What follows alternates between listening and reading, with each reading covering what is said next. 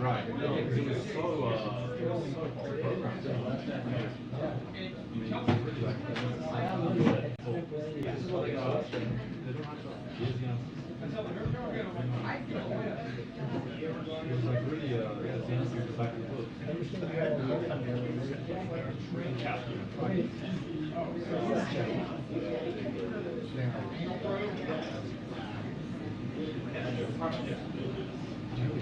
was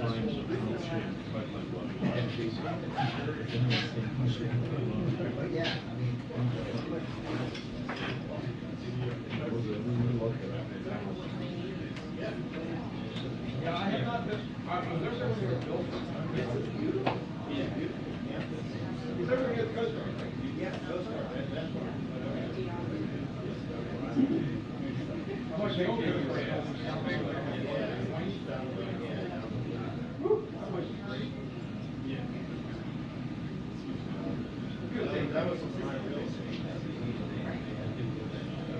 People telling me, they're like, I live in the work. I'm like, I'm sorry.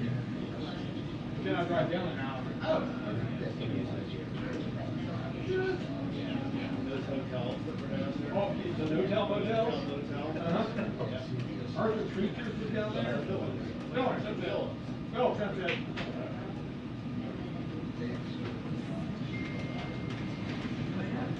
You know, there's a Titanic memorial.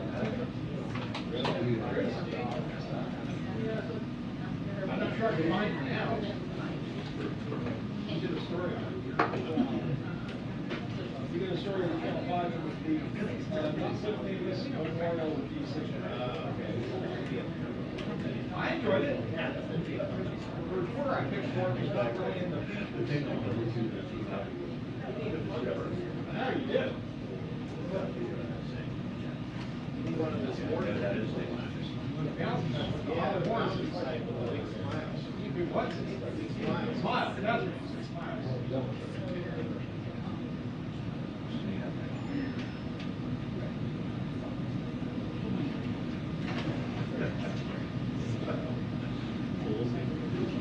Trading, the man who would jump in front of a ball.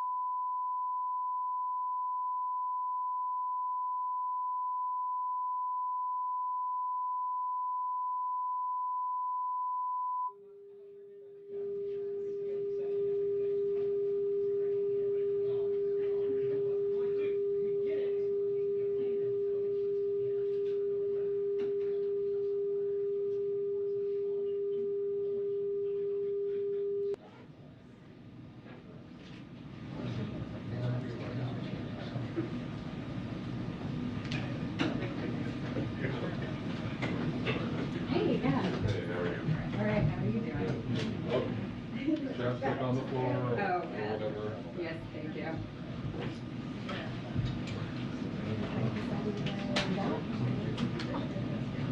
Okay, good, that's yours. We're all going to get up first. I know, right? Stand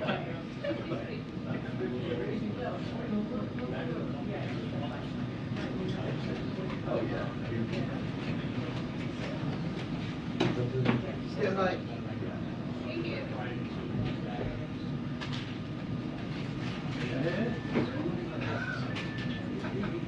Good. It's close. We get focus real quick. Good.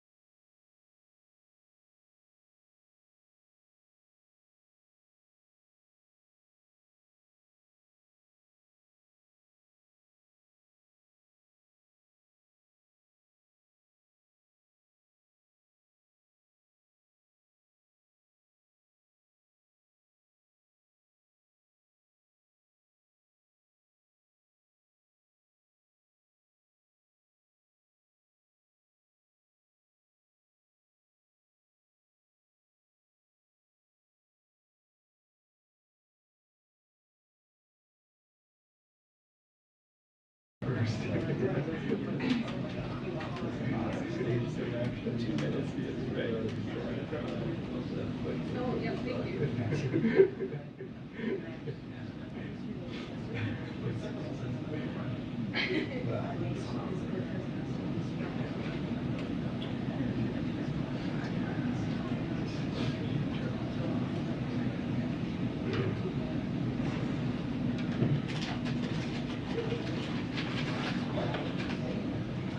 Bobby, how are you?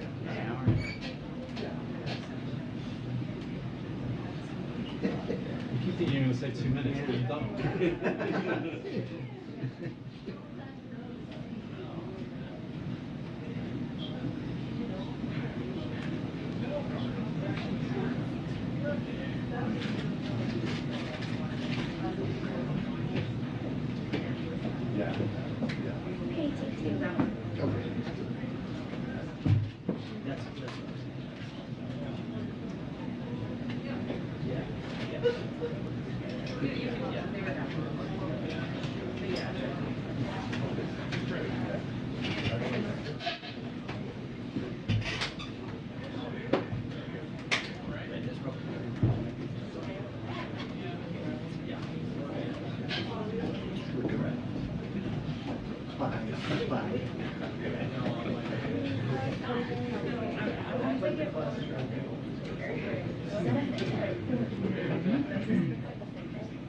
Yeah. How do you like? I've gone. I've gone around that, and I've gone down that. Completely. Only watch. Attention, 2 minutes to press briefing, 2 minutes to press briefing. Thank you.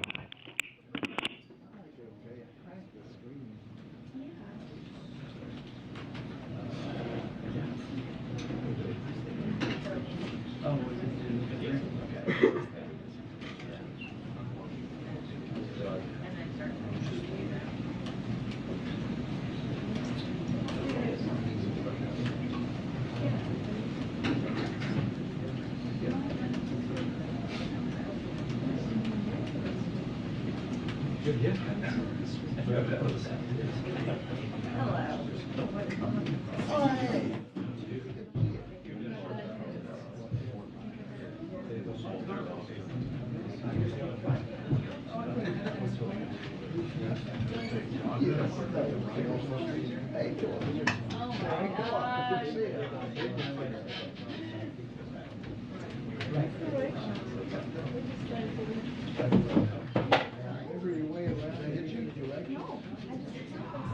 we did, sorry. It was part of the machine. Yeah. How are you? Great.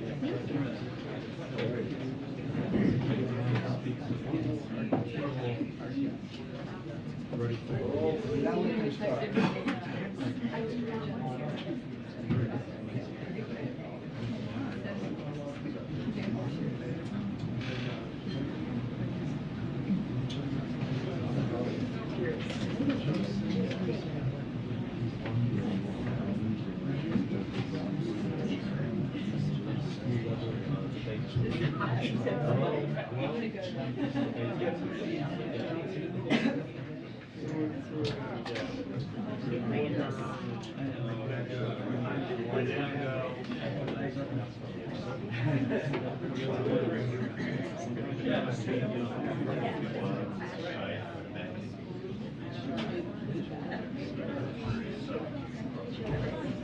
Hi dear, how are you?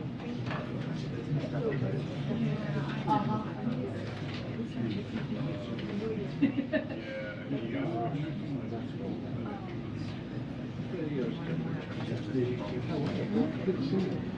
Oh, here we go. Good afternoon, everybody. Happy Friday. Okay, so today was a historic day for the country. We should all be proud of Justice Ketanji Brown Jackson and her historic investiture to the United States Supreme Court. More than 100 justices have served on the United States Supreme Court over the past 200 years. But today, for the first time, Americans and people across the world will see 4 women sitting on the bench. And today, for the first time, Americans will see a Black woman serving on our nation's highest court. This is a proud day for America, for our democracy, and in particular for women and Black women. This fulfills major promises President Biden made to help make sure our Supreme Court bench reflects the diversity of our nation, and more broadly, to strengthen the judiciary by fighting to nominate and confirm federal judges at a fast rate. He promised his nominees would be experienced, committed to the rule of law, and that they would represent diverse personal and professional backgrounds. Since taking office, President Biden has made 143 nominations. 84 have been confirmed, which is standout progress. And of his 143 nominees, 68% have been women and 66% are people of color. He's nominated groundbreaking first, who would be the first Black, Latino, and AAPI judge to serve in their circuit or district around the country. Today, as we celebrate Justice Ketanji Brown Jackson investiture, we also want to celebrate the many others across the country making history. And the president is going to keep building on what he sees as one of his proudest accomplishments, and he thanks the Senate for their leadership on this issue as well. Finally, as you heard directly from the president a short time ago, our hearts are with everyone impacted by Hurricanes Ian and also Hurricane Fiona. The president remains in regular touch with the state and local officials and spoke with Florida Governor Ron DeSantis and South Carolina Governor Henry McMaster this morning. FEMA Administrator Deanne Criswell is also on the ground in Florida today. Since before the storm made landfall, President Biden has been clear that it is a priority for the entire administration to get those impacted by the storm help that they need. 1 week ago, the president issued an emergency declaration for Florida, which meant we could pre-position teams and resources like food, water, and generators on the ground. Yesterday, the president did the same thing for South Carolina in anticipation of the storm hitting there. Currently, efforts are focused on saving lives and search and rescue as part of an unprecedented level of coordination with the Florida National Guard and state and local responders. Teams started search and rescue missions before daylight yesterday and are continuing that effort today. By the end of yesterday, they had already saved hundreds of lives and completed thousands of structural assessments, allowing people to safely return to their homes. Federal teams are continuing to assess damage and work to restore critical services, ensuring emergency power is available to critical infrastructure like hospitals, and evaluating bridges, airports, and ports as well. We're also continuing to support the people of Puerto Rico as they recover from Hurricane Fiona. We're providing support for emergency response, recovery, and power restoration efforts, and covering 100% of the cost of public assistance, debris removal, and more. We have over 1,000 federal response workers on the ground, and we are providing millions of dollars to repair highways and bridges as well. We are also investing millions of dollars to make Puerto Rico's infrastructure, including its power grid, more resilient to climate change. The people of Florida, South Carolina, Puerto Rico, and everyone impacted by these storms have the full support of the federal government. And as you can see today, finally, we are joined by National Security Advisor Jake Sullivan at the podium to talk about the United States response to Russia's attempts to annex parts of sovereign Ukraine. And with that, I will let Jake take to the podium. Go ahead, Jake. Thank you for being here. Thank you, Karine. As Karine said, I will have an update for you all on Russia, but first I want to take a moment, just as Karine did, to acknowledge the devastation of Hurricane Ian and the millions of people who have been impacted by this terrible storm. And as Karine said, and the President said earlier today, our hearts are with the people of Florida, South Carolina, and the Southeast. As President Biden made clear, we're going to do everything we can across this White House and across this government to support the people who have been impacted by the storm with the full resources of the federal government as communities endeavor to recover and then to rebuild. I also want to say a special word of thanks to our first responders at every level of our government for everything they are doing and for the life-saving and dangerous missions they've undertaken over the last 2 days to keep people safe. And if you'll indulge me, just a word on what was a very important foreign policy development yesterday. President Biden hosted a historic U.S. Pacific Island country summit. He released the first ever U.S. Pacific Island strategy. He announced over $810 million in additional expanded programs to help these countries combat the climate crisis, provide development assistance, enhance maritime security, and more. And finally, President Biden and all 12 Pacific Island presidents who joined him here at the White House for this summit issued a joint declaration to strengthen our partnership and to chart an affirmative vision for the region. Today, as you all saw just a little bit ago, President Biden issued a strong condemnation of Russia's fraudulent attempt to annex sovereign Ukrainian territory. This act is a flagrant violation of international law, and it has no legitimacy. Unfortunately, it's also not surprising.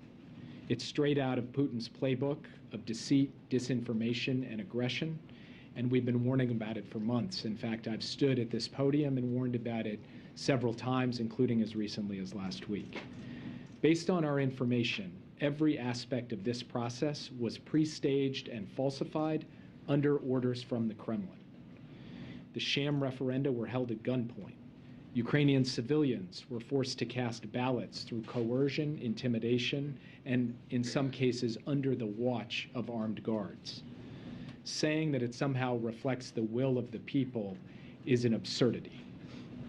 The United States will never recognize these actions. The world will never recognize these actions. And we will stay the course, as the President told you earlier today. We have built, led and maintained an extraordinary and coordinated response with our allies and partners, and that response will continue. As President Biden said, we will not be deterred. So what does that mean specifically in reaction to what has just happened? First, as we saw from the Treasury Department and as the President underscored, we are sending a clear warning from the United States government, supported by all of our G7 partners. We will sanction and impose export controls on any individual, entity, or country that provides political or economic support to these attempts at annexation. We have put in place authorities to enable us to do that rapidly and efficiently. We are also announcing new sanctions today that target additional Russian government officials and leaders, including State Duma members who are accomplices in these fraudulent actions, and including the central bank governor. We are also sanctioning Russian and Belarusian military officials, and we have specifically targeted defense procurement networks, including international suppliers supporting Russia's military-industrial complex. Second, we will continue to provide military equipment so that Ukraine can defend its territory and its freedom.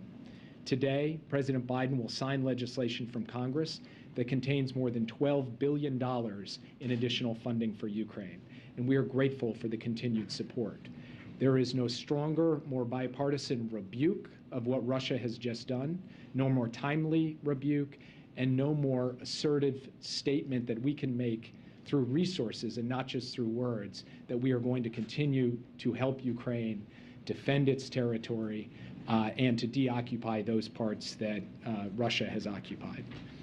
Earlier this week, we announced a significant new billion-dollar arms package, which included 18 new HIMARS for Ukraine as part of our long-term commitment to strengthening Ukraine's armed forces over the years ahead. And we expect to have another announcement of immediate security assistance to announce next week. Next, the United States and the international community have been crystal clear that we will use diplomatic tools at our disposal to fundamentally reject Russia's attempts to take its neighbor's territory by force. Today, the United States is supporting a resolution at the UN Security Council to condemn these sham referenda and to call on Russia immediately to withdraw its forces from Ukraine. If Russia seeks to shield itself at the Security Council, the United Nations will work with partners around the world to take action next week at the UN General Assembly. Leaders around the world have spoken out about what's at stake: the independence of the democratic nation of Ukraine, the principles of sovereignty and territorial integrity, and the very foundation of the United Nations Charter and the modern international order. As the Secretary General of the United Nations said yesterday, quote, "It must not be accepted," and it will not be accepted. To put it simply, the regions of Donetsk, Luhansk, Kherson, and Zaporizhia remain Ukrainian territory. Ukraine has every right to continue to defend its sovereignty, which the people of Ukraine are doing bravely and courageously every day with the support of the international community. And the United States, for our part, under President Biden's leadership, will support them at every step along the way for as long as it takes. And with that, I'd be happy to take your questions. Yeah. Ukraine is seeking accelerated membership in NATO. Is that something that's possible or something you would seriously consider? The United States has been clear for decades that we support an open door policy for NATO. Any decision on NATO membership is between the 30 allies and the countries aspiring to join. Right now, our view is that the best way for us to support Ukraine is through practical on-the-ground support in Ukraine, and that the process in Brussels should be taken up at a different time. Yes. Thanks, Jake. In his speech this morning, the president called the Nord Stream pipeline attacks, quote, a deliberate act of sabotage. And he said now the Russians are pumping out misinformation and lies about it. Should we take that to mean that the U.S. now believes that Russia was likely responsible for this act of sabotage? Well, first, Russia has done what it frequently does when it is responsible for something, which is make accusations that it was really someone else who did it. We've seen this repeatedly over time. But the president was also clear today that there is more work to do on the investigation before the United States government is prepared to make an attribution in this case. One of the practical reasons for that is that because gas is emanating from these pipelines, the Danish authorities and other authorities in the Baltic Sea can't actually get down to the source of the leak to do forensics on what appears to be an explosion. So we will have to wait until a combination of physical inspection, intelligence gathering, and consultation with our allies to make a definitive determination. But what we can say unequivocally is the suggestions Russia has made about the United States and other countries are flat out false. Russia knows they're false, but of course this is part of their playbook. But how many countries or entities are even capable of carrying out the kind of attack that we saw with hundreds of kilograms of explosives 250 feet below the surface of the sea? Not many, and I think this is obviously an act of sabotage that took place, we believe, in the neighborhood of 70 to 80 meters, 230 to 270 feet under the ocean. That takes some degree of sophistication. But I don't want to get ahead of myself in terms of asserting how exactly this happened or who exactly did it until we're standing on solid ground. We will continue to work with our allies and partners to gather all of the facts, and then we will make a determination about where we go from there. Jay, two questions. Putin clearly had nuclear weapons on his mind today when he was giving this speech. He said the West is deceitful, hypocritical. The United States is the only country to have used nuclear weapons. And he said, by the way, they've created a precedent. How worrying is that to you? I've been clear myself, President Biden has been clear, our administration has been clear that there is a risk, given all of the loose talk and the nuclear saber rattling by Putin, that he would consider this, and we've been equally clear about what the consequences would be. We have communicated that directly to the Russians. We do not presently see indications about the imminent use of nuclear weapons. We are, of course, monitoring that carefully and staying in close consultation with allies and partners, but this is something that we are attuned to, taking very seriously, and communicating directly with Russia about, including the kind of decisive responses the United States would have if they went down that dark road. Is the risk of that higher now than it was 6 or 7 months ago? Well, what's interesting is that at various points over the course of this conflict, including right at the outset, Putin has brandished the nuclear card. He's doing it again. So the risk has been there from the start. It's there today. I'm not going to characterize its exact level, only to say that we have been taking this seriously for some time, and we continue to take it seriously now. Yeah. One broader question before you move on. What lessons from 2014 and from Crimea are you using now? What did you learn from that you're applying here? Well, there's a number of, just in terms of the tactics of how things unfolded in Crimea, including the fact that you didn't have the kind of sustained military conflict associated with it that you do in these cases. That means you cannot draw the analogy too far. On the other hand, one of the things that we have been clear about from the start of this conflict, and even in the months that preceded it, when I stood at this podium and warned that it was coming, is that we were going to be prepared with clear, swift, and very certain responses. And so when I stand here before you today to talk about sanctions, to talk about new funding, to talk about new transfers of military equipment and diplomatic initiatives that are unfolding the very day that Putin gives his speech, that is all the product of months of planning and coordination with our allies and partners so that we do not allow time to elapse, so that we seize the diplomatic initiative, and so that we communicate very clearly we will not accept this, and we will help equip the Ukrainians to push back aggressively against it, even as we rally the international community to condemn it. That has been our strategy from the start. We have tried to be as clear and transparent about that as possible, warning what was going to come, indicating what we would do, and then following through and doing it. And that's what we're doing today. Yeah. Jake, would the U.S. actively enter the war if Putin used nukes on Ukraine?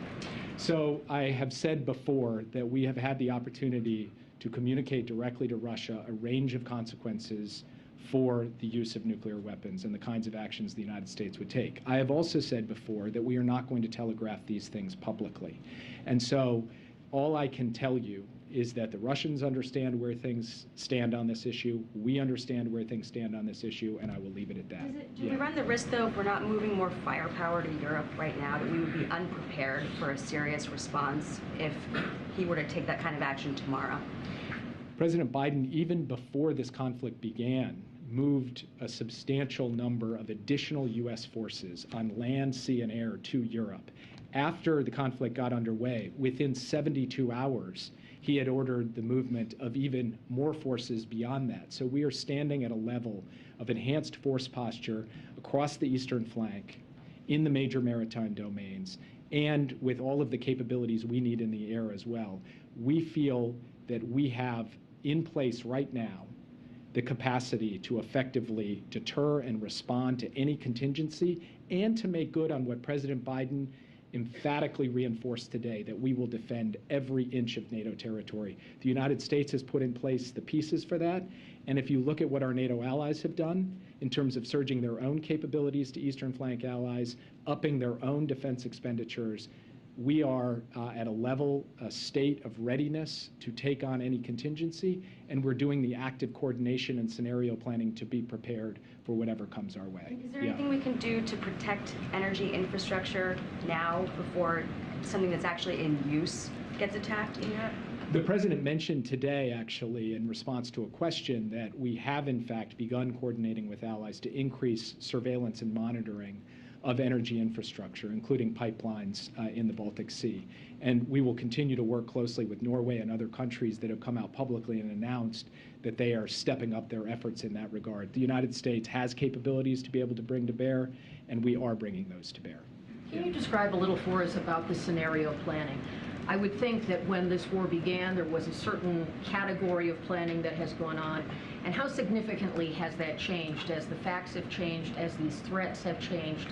And does it suggest that this is a very dynamic situation where is the President engaged in approving new plans on a frequent basis, or is this something that is part of a ready playbook that would already be at the disposal of the Department of Defense, or is this something that's being retooled in real time? There are elements that are consistent and elements that are dynamic. And what I mean by that is, from the very beginning, we've known the broad categories of forms of escalation that Russia could conceivably undertake. We've known the broad categories of contingencies that we might face, our allies might face, and Ukraine might face.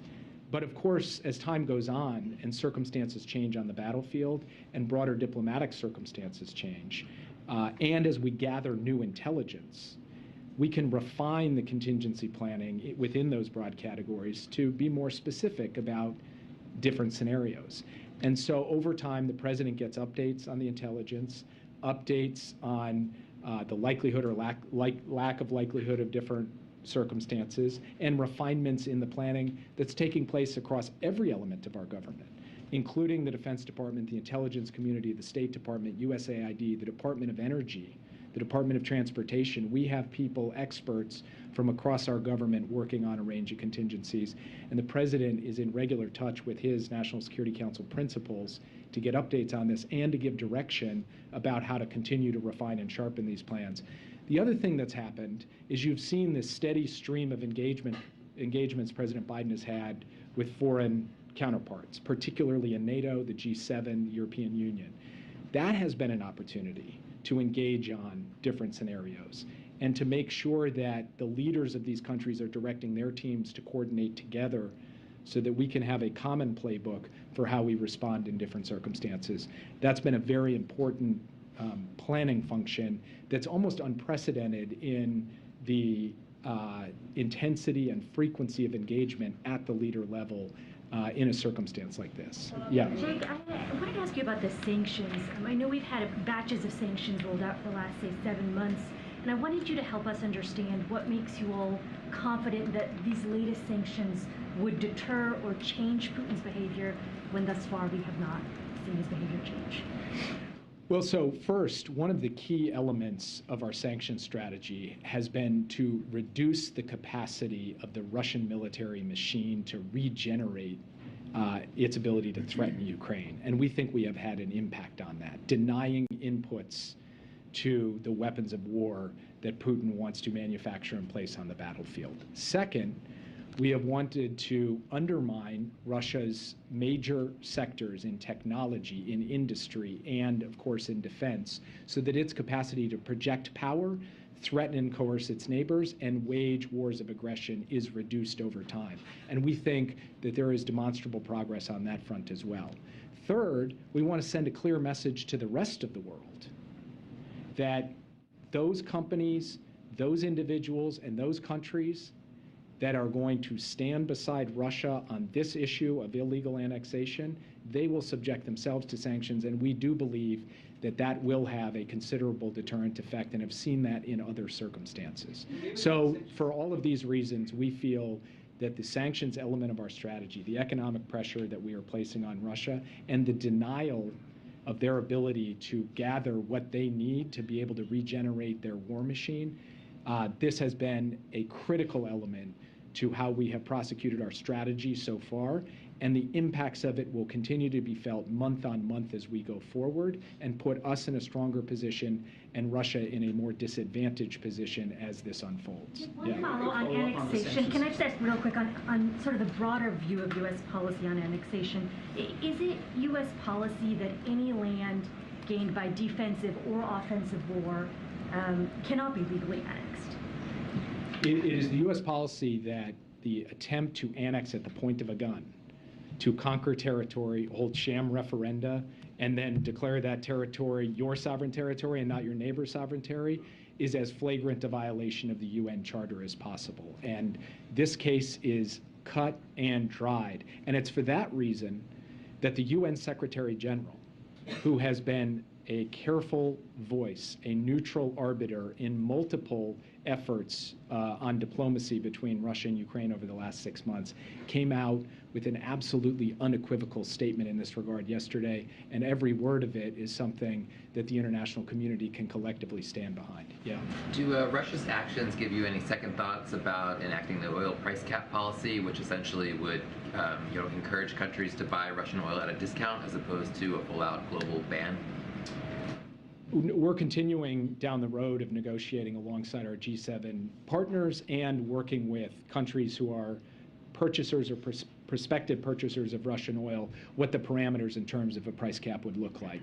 We are not currently discussing a change in that policy, but rather continuing to find ways to both protect global energy markets and to deny revenues to Putin to feed his war machine. That is our fundamental objective. We believe this is the best method by which to achieve that objective, and we're not looking at a fundamental course correction on that at this time. Yeah. Are you concerned there could be attacks on U.S. and Western infrastructure after the Nord Stream 1 incident? We have to be concerned about the possibility of Russian action, Russian aggression against Western infrastructure, Western facilities. We have been concerned about that from the beginning of the war. We don't have any specific intelligence to share with you today on that, but that is the reason we do contingency planning. It is the reason that we send strong deterrent messages like the President today saying that the United States will defend every inch of NATO territory, and it's why the President said today that we've elevated our surveillance and monitoring of critical infrastructure in NATO territory in the event that it is put at risk, either physically or through cyber means or otherwise, and we will continue to do that. There is a heightened concern about that possibility. Well, before this war even began, I stood at this podium and said the possibility that we could see attacks in the United States, cyber attacks, or we could see attacks in Europe, whether physical or cyber, was real.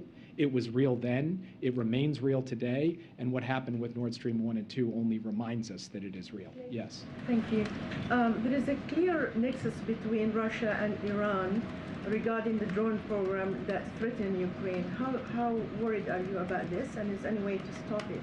And will you impose more sanctions on Iran in the aftermath of the killing of Ms. Amini that you yourself condemned, and also they issued some sanctions, but do we expect more sanctions on the Iranian regime? We continue to condemn the brutality and the repression against the brave citizens of Iran, the brave women of Iran who are simply marching for their rights and their dignity and their justice. And we continue to stand with them, not just in word, but in deed. We have issued several sanctions against Iranian entities for what they have done in this killing and brutality. And yes, we will continue to look for targets to impose sanctions in response to these brutal human rights violations. We have also issued sanctions with respect to the transfer of UAVs from Iran to Russia, and we are looking for additional methods to reduce Iran's capacity to be able to manufacture and then to sell these kinds of systems to Russia. We will continue to work on that. And the entire world should see that Russia, as it runs into problems being able to regenerate its own capabilities, has to turn to other countries to try to get a hold of whatever kind of precision munition it can, including Iranian UAVs, that this is a move Russia has been forced to make because it is being denied inputs, and we're going to try and cut off other countries who Russia would seek to go out and approach to get these kinds of weapons to be able to feed their war machine in Ukraine. Yeah. Can I very quickly ask whether the profile of weapons and stuff being sent is changing, and in particular whether you have a view on whether tanks should be provided to Ukraine either by the U.S. or by other countries facilitated by the U.S.? And separately, while we have you, it's been about a year since that AUKUS deal was announced. I wonder if you have any update on the status of that. Are the Australians going to be buying American submarines, British submarines, or a combination of the two? Actually, our leaders just recently put out a statement following the one-year anniversary of the AUKUS announcement, which took place last September, just over a year ago, and we've made substantial progress over the course of the past year. We feel very good about the trilateral cooperation on the submarine program. We think that we have a good path forward. I'm not going to get into specifics on exactly what the nature of the platform will be. That some of the details of that need to continue to be worked out, but even more importantly, I need to protect the sensitivity of it. I will just say that our three countries are very much on the same page about the path forward, and there has been significant progress from concept 1 year ago to now the process of actually putting this in place. We also are pursuing a significant number of advanced capabilities through the AUKUS partnership in cyber, artificial intelligence, and other areas. We've seen significant progress on those as well, and there are certain areas where we are looking to bring in other partners as well as part of an open platform approach. With respect to tanks, we actually have facilitated the provision of tanks to Ukraine from some of our Eastern European partners who have provided the same type of Soviet-style tanks that the Ukrainian army trained on and is in possession of, and we will continue to do that. In terms of other weapon systems, what the President announced this week was a further provision of HIMARS, which we have provided before. We expect the next package will be a re-up of many of the capabilities that the Ukrainians have moved so effectively, and I don't have any announcements of new and additional capabilities beyond that. What about NATO standard, Jake? What about NATO standard tanks, the Abrams tanks, the Leopard tanks, like a higher, more modern tank? That's what is being sought by either the Ukrainians or advocates for it. Are you ruling that out, or is NATO ruling that out? I'm not ruling anything out. I will say I don't have any announcement on a U.S. tank today, and in terms of German tanks, I would refer you to the Germans who are in their own consultations with the Ukrainians on that. Thanks, Jake. Senators Blumenthal and Graham introduced legislation yesterday that would cut off U.S. military and economic aid to nations that recognize Putin's annexation of Ukraine. Does the White House support this proposal, or would it consider such a policy move like this?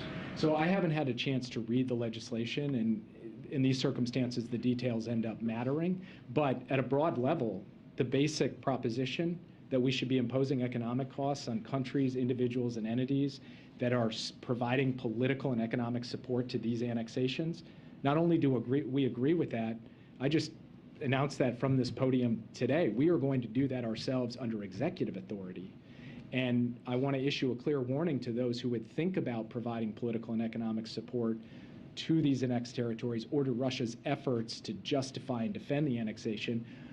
You can be subject to U.S. sanctions as a result of those activities. We look forward to working with Senators Graham and Blumenthal on an approach in the Congress that could be consistent with and help drive that forward. Thank you, Jake. A couple of questions on Ukraine and then a follow-up on Iran, if I may. I'd like to get the administration's reaction on President Zelensky's statement saying that we are ready for a dialogue with Russia, but with another president of Russia. That's my first one. And then the second one is, we understand that U.S. diplomats have been pressing Russia's allies to convince Putin to de-escalate. Can you be more specific about those kinds of overtures? In what ways does the administration believe that China and India can apply more pressure on Moscow to de-escalate, not go the nuclear route? So on your second question, we think any country that believes in the principles of the UN Charter, and frankly that should be every country that signed up to the UN Charter, should be taking on its measure of responsibility to communicate directly to the Kremlin that what it is doing is wrong, it is unjustified, and it must stop. And we are asking that of countries around the world. We'd like them to speak out publicly, and we would like them to convey things privately, diplomatically. With respect to the first question, which was, I'm sorry. Zelensky saying that he's ready for a dialogue with Russia, but with another president of Russia. President Zelensky has consistently said throughout this conflict that the war ultimately will end through diplomacy, and we have consistently backed him up in that. I would have to refer you to him on that precise statement and what he means by it, but what I will tell you is that we have had daily engagement with the president, his chief of staff, his foreign minister, his defense minister, and much communication, of course, between our military and their military to make sure that we are understanding one another well, that we are transparent about the support we're providing and the strategy they're pursuing. That continues today, and that will continue every day from here on out. Yeah. Share the sentiment of President Zelensky that a dialogue is only possible with another president and not Vladimir Putin? I don't know the context of the statement, unfortunately, so I can't answer it in the characterization you've just provided it. What I will say is that President Biden believes that a diplomatic solution in Ukraine is possible, but it is only possible according to the basic terms of the UN Charter that everybody signed up to. That's what he said in his UN speech last week. He continues to believe that quite strongly, and in his conversations with President Zelensky, they've been of the same mind on that point. Please follow up on Iran. Question that on the pipeline, did I hear you correctly to say that the U.S. government has ruled out the involvement of any European allies, including Eastern European countries? Some of them are very angry about that pipeline and in the sabotage. And that we do not believe that this was the work of any NATO ally. And then, more broadly, Putin in his speech cast this as a kind of cultural struggle, with Russia standing for tradition and the U.S. and the West standing for Satanism, for attacking the family and traditional values and things like that. How do you answer that argument? I mean, it's raving.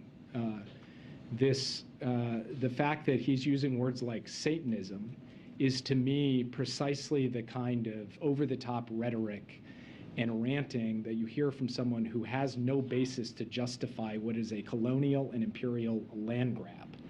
And so rather than fill in any kind of logic or moral defense of what he has done, he has to resort to these kinds of absurd arguments. And I think that can be plain for the entire world to see. Yeah, and this will be the last one, so. Thank you, Jake. On another topic, what is your expectation for the election in Brazil this Sunday? What are you going to be watching for? And how fast is the White House going to recognize the result once it's announced? I don't make predictions about American elections, so I promise you I will not make predictions about Brazilian elections or the elections of any other country. So, thank you, guys. Question about Ukraine. Thank you. Thanks for coming. Thank you. Thank you so much, Jake. We don't have much time because I know folks have to gather, but Colleen, you want to kick us off? Sure. Karine, can you give us an update on the president's plans? Will he go to Florida? Will he go to Puerto Rico?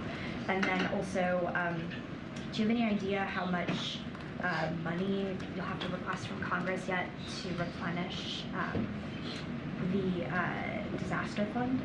So I'll say this, the continuing resolution in Congress, as you all know, is voting. They're voting on this all today, so we'll help ensure that FEMA has the resources it needs to address immediate response and recovery needs, including those in Puerto Rico and also in Florida. So we will remain in close touch, obviously, with Congress on continuing to evaluate that. As far as what's currently happening, look, the president's been very clear.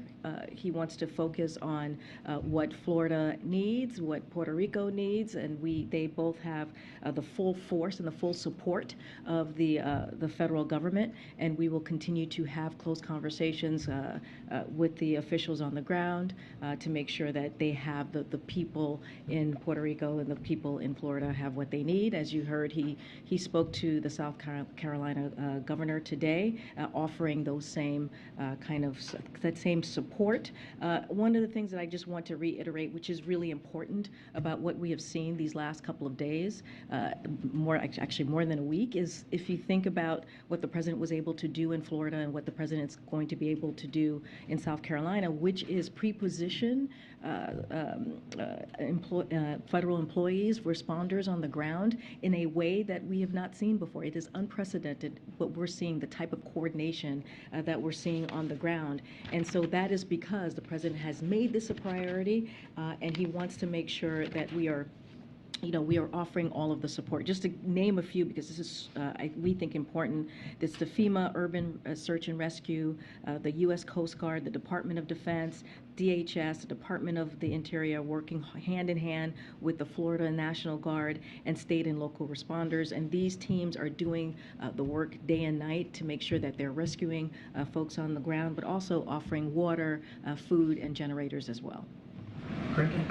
When the president does go to Florida, whenever that might be, does he want to meet with Governor DeSantis personally? So, I want to be very clear about this. This is not about politics, right? This is about the people of Florida and what they need. When we saw Surfside, the horrible, catastrophic, building falling in Surfside and killing so many Floridians not too long ago, over a year ago, you saw Governor DeSantis and you saw this president sit side by side talking about how they were going to work together to make sure that that community got everything that they need. So this is not about politics. I don't have anything to share about a trip that the president's going to be making. He spoke for himself yesterday. It's something that he wants to do when it's appropriate in Florida. He does want to also go to Puerto Rico, and once we have an announcement to make, we surely will make that announcement. Apparently a meeting today between the administration and oil executives. Could you tell us a little bit about that? What's that for? For sure. So from what I understand, like as you stated, there's a meeting that happened with the Department of Energy with the oil companies. Don't have anything to share at this time as to how that meeting went or what was on the agenda. But certainly it is an important meeting as we look at continuing to keep those gas prices and oil prices down for the American people. As soon as I'm sure there'll be a readout and some more information to share to all of you. Go ahead. Yesterday, President Biden said that Governor DeSantis, when they spoke, complimented him and praised the immediate response from the federal government. Is that a sentiment that the president returns? Does he think Governor DeSantis has handled the response to this well so far? So I can't speak to the specifics of a private conversation. I can say that we gave a readout from our end about how the conversation went. Again, we don't want to make this about politics. We don't want to make this about red states versus blue states. This is about the American people that are families and everyday people who are on the ground who need the assistance, and they are going to continue to coordinate. They are going to continue to have conversations. They had, I believe, 3 conversations in just a week's time about what they can do to help the communities in Florida. But I don't want to get into politics here because this is not about that. Right. I'm not asking about politics. I'm just asking if the president thinks that Governor DeSantis has done a good job. I'm just not going to look. I haven't had that conversation with the president. What I can tell you is that they are working closely together. The FEMA administrator is down there currently with the governor. They are traveling the state together and looking at what is currently happening on the ground. I'm not going to get into particulars of who's doing a good job and who's doing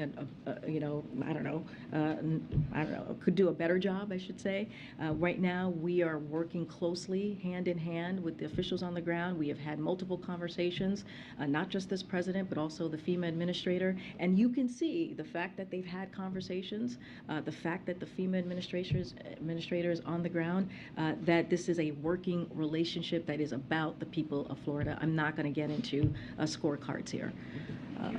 I don't think you got called. Yeah, thanks. Just real quick, is the president will sign the CR today? Is that the idea? I don't have any. That's a very good question. I don't have any specifics on that. I know it takes some time. Like there's mechanics that need to be handled on the Congress side before a bill gets here. I don't have any specifics on when that gets signed. Clearly, he will sign it as soon as he's able to do that. Okay, and is the White House still committed to an early October timeline for the application for student loans to go public? Yesterday there was an email that went out to some borrowers that said October generally. It didn't say early October. I'm wondering if the timeline has slipped at all. I do have a little bit, I don't have a specific date in October, but let me just, since you mentioned the email, yesterday we began the first of what will be regular updates to borrowers interested in debt relief. We shared information of what people can expect in the coming weeks around the program and process for applying. We shared the following: the application for debt relief will be available next month in October. No date set yet, but we will next month. It's this month. We are in October, right? Or tomorrow. Tomorrow we're in October. The application will be a short online form. Borrowers won't need to upload any documents or use their FSAID to support their application. The application will be available from October 2022 through December 2023. Once an individual submits a form, the Department of Education will review the application, determine if the individual is eligible for relief, and will work with their loan server to process the relief. Our goal, as you all know, and we have said this, is to provide borrowers a seamless and simple experience, working closely with the servicers who will actually process the relief. We will have additional information for borrowers and in the upcoming days. Again, I know you're asking for a specific date, but that was what we provided in the email, and we should have more soon to share. Really briefly, do we have any week ahead guidance for next week? I know that you don't want to say anything about the trip to Puerto Rico or Florida, but typically we usually put out our week aheads for those who follow the week aheads coming out of here on Sundays. If there is a trip next week, we certainly will share that with you. Don't have anything to announce at this time at the podium. Just put a plug in for on Fridays as much as possible, trying to give some week ahead. No, I understand. We've been here for 19 months, and we've always done the week aheads on Sundays.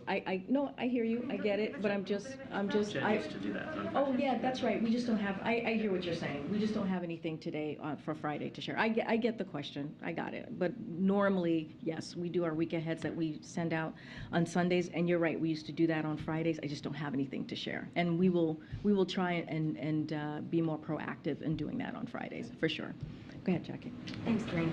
A couple times this week, the president came after oil and gas companies. He threatened again to investigate instances of price gouging.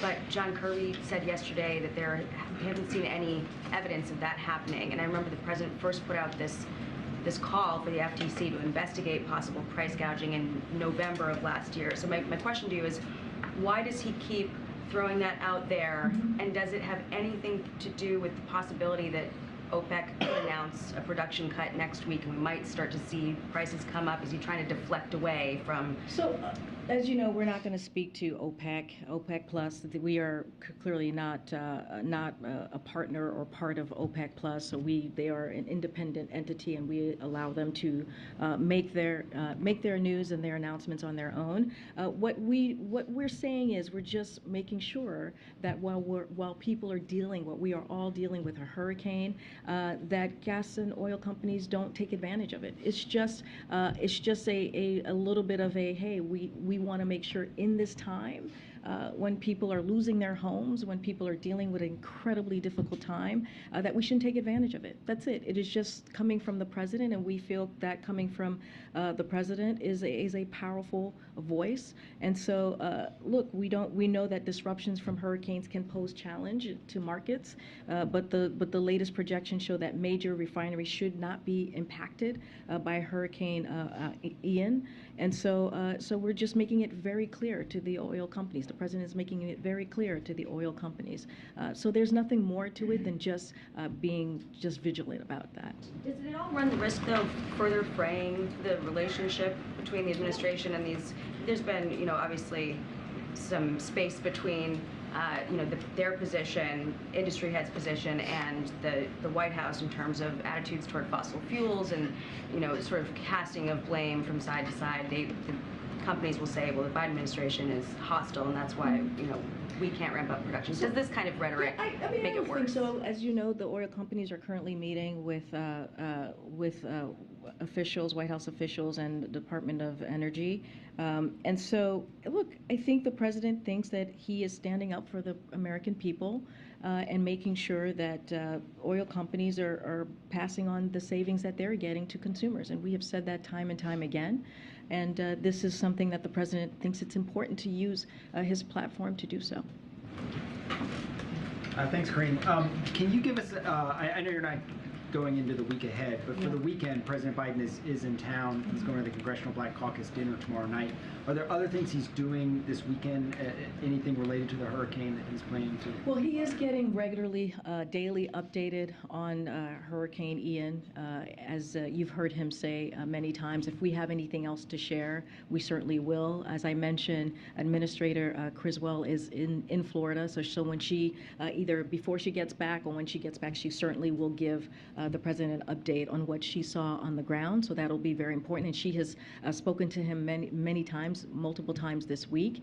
So again, he'll get a daily update as he has been for the past week or so on both Hurricane Fiona, when that was happening, and currently with this hurricane, and we will have more to share if there's any other calls that he makes on the ground with officials as well. The other thing I wanted to ask was, you had said the other day that Jackie Walensky's family was going to be here today for a bill signing. Has that happened? Is it happening? It wasn't on the schedule. So yeah, and as you all know, we don't put every bill signing on the schedule.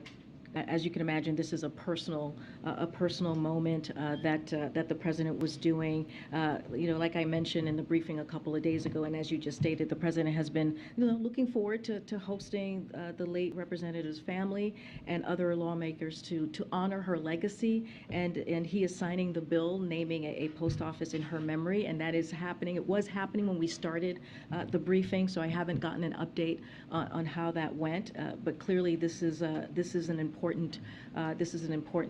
moment for her family, and so I can give you a little bit of who was in the meeting so that you all know. It included the late representative's husband, mother, brother, staff, and several bipartisan members of Congress, Speaker Pelosi, Minority Leader Kevin McCarthy, Representative Jim Baird, Representative Jim Banks.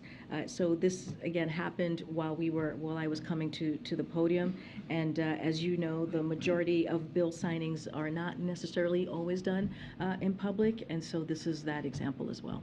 So Kevin McCarthy was here for the bill signing. Is that the first time has he met? I don't have a kind of a data or on how many times he's been here, so I actually can't speak to that at this time, but he was here for this particular bill signing. We have to remember that the issue that she fought so hard for on ending hunger, ending child hunger, and specifically has been an issue that's been bipartisan, and that's what we saw a couple of days ago from that summit.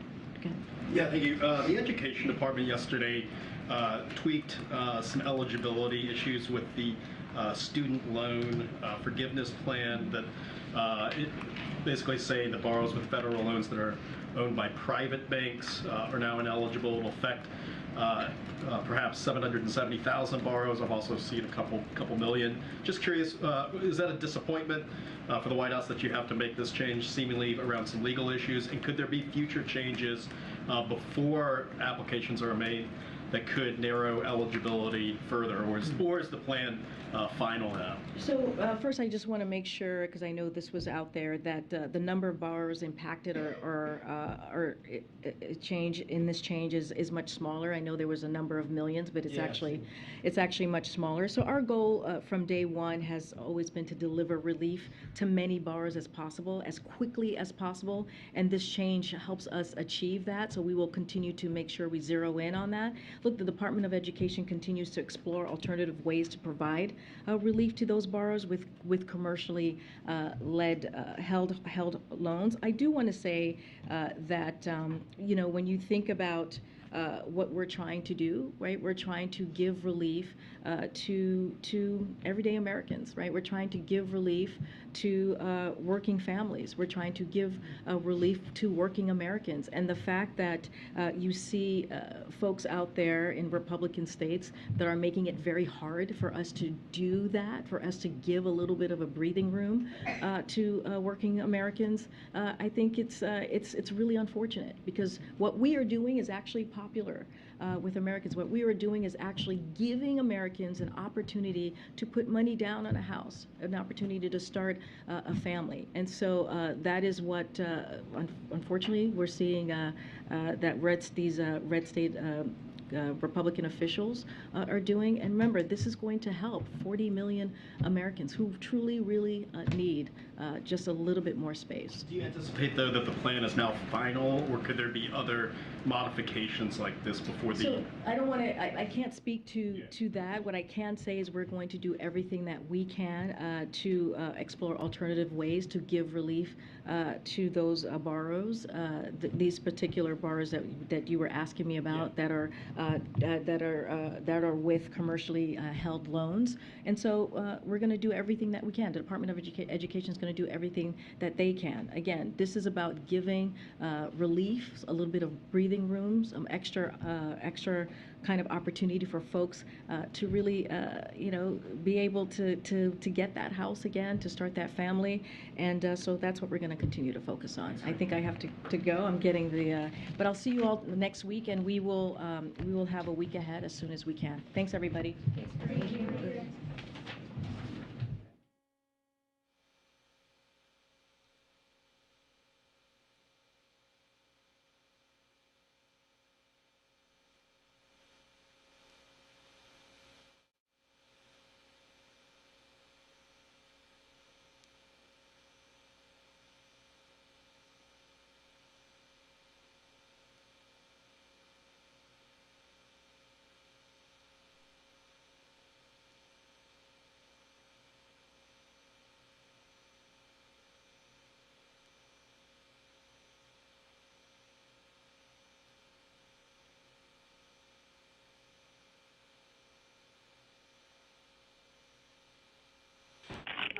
Pre-credentialed press, please gather at the palm room doors. Pre-credentialed press, please gather at the palm room doors now.